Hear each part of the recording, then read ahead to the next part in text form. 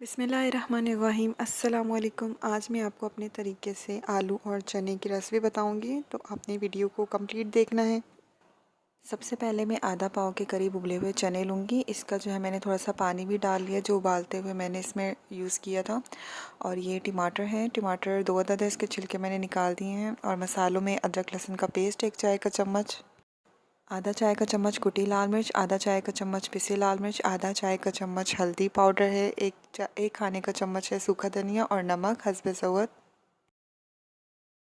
2 अदद दरमियाने साइज़ के आलू हैं, इसे मैंने काट लिया है। सबसे पहले मैं इसे प्रेशर कुकर में बनाऊंगी, तो आधा कप के करीब मैं प्रेशर कुकर के अंदर तेल डालूंगी। 2 अदद मैंने दरमियाने साइज़ की प्याज लिए है, इसे मैंने हैंड चॉपर में चॉप कर लिया है।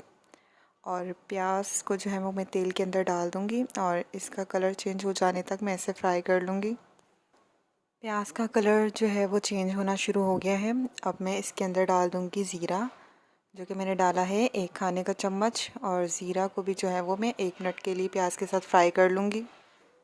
और अब मैं इसके अंदर मैंने डाल दिया है अदरक लहसुन का पेस्ट। अदरक लहसुन के पेस्ट को भी मैं हल्का सा फ्राई कर लूँगी। इसके बाद मैं टमाटर डाल दूँगी और इसके बाद जितने भी मसाले हैं वो सारे डाल दूँगी।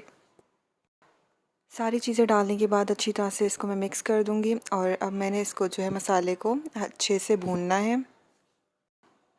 इतना मैं इसको भूनूंगी जब तक कि टमाटर बिल्कुल हल ना हो जाए और तेल अलहदा ना हो जाए, ये आप देख सकते हैं।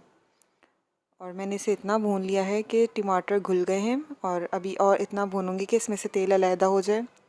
तेल अलहदा हो चुका है, मैं इसके अंदर आधा चाय का चम्मच कलौंजी डाल दूँगी। थोड़ा सा इसे मैं मिक्स करूँगी। अब मैं इसके अंदर उबले हुए चने डाल दूँगी पानी समेत। जो पानी मैंने आपको दिखाया है, ये मैंने उतना ही पानी डाला है अभी। और इसके अंदर आलू डाल दूँगी। आलू मैंने कच्चे ही डाले क्योंकि आलू कुकर में फटाफट गल जाएंगे। थोड़ा सा पानी मैं और डालूँगी इसके अंदर और प्रेशर कुकर को बंद कर दूँगी। 1 विसल आने के बाद सिर्फ 2 मिनट पकाऊँगी क्योंकि आलू फ़ौरन गल जाएंगे। और ये 2 मिनट हो गए हैं, आलू और चने अच्छे से गल गए हैं। और आप चाहें तो इसको भुना भुना भी रख सकते हैं, चाहे तो शोरबा भी लगा सकते हैं। लास्ट में जो है मैंने इसके अंदर धनिया डाल दिया है। तो आलू और चने का जो सालन है वो रेडी हो गया है। इसे आप चावल के साथ भी खा सकते हैं और चपाती के साथ भी। तो ये थी मेरी आसान सी आलू और चने की रेसिपी। उम्मीद है आपको पसंद आई होगी। वीडियो पसंद आई हो तो इसे लाजमी लाइक करें, चैनल पर नए तो चैनल को लाजमी सब्सक्राइब करें। Thank you. अल्लाह हाफिज़।